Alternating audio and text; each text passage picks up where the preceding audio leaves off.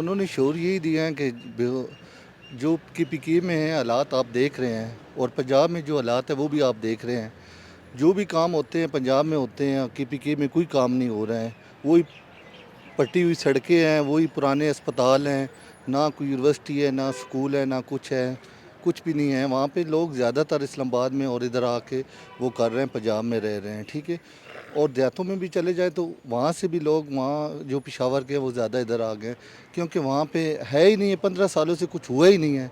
सिर्फ वो धरने दे सकते हैं और बाकी वो कुछ भी नहीं कर सकते। मसला ये है कि लोगों ने इमरान खान की शख्सियत को देख के पाकिस्तान भर में और आज़ाद कश्मीर में वोट तो दिए, लेकिन ना तो उनके पास कोई प्रोग्राम था, ना उनके पास कोई टीम थी जो पाकिस्तान को तरक्की के रास्ते पर डालती। उनके तमाम ऐलानात हवाई दावे साबित हुए। और आपने केपीके के हवाले से सवाल पूछा है, मैं उसको आज़ाद कश्मीर के साथ भी जोड़ता हूँ कि केपीके के अंदर ना ही तो वो कोई अस्पतालों में रिफॉर्म्स ला सकें, ना ही तालीमी मैदान के अंदर कोई इस्लाहत कर सकें, और ना ही शहरी तरक्की और शहरों देहात से शहरों की तरफ जो माइग्रेशन होती है वहाँ कोई रोज़गार के हवाले से वो कोई काम कर सकें।